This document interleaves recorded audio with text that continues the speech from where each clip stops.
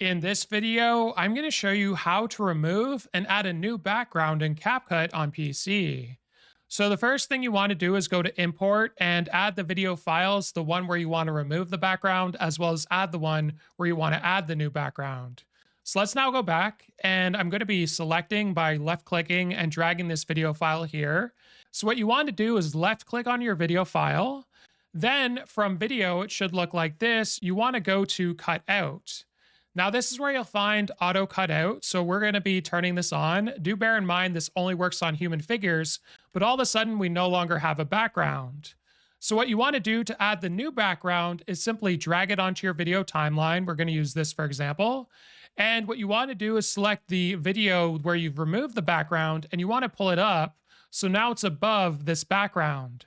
So all of a sudden, we've removed a background on the first video, and now we've added the new background by putting it beneath this video here. So hopefully this video was helpful. Like and subscribe, and we'll see you in the next one.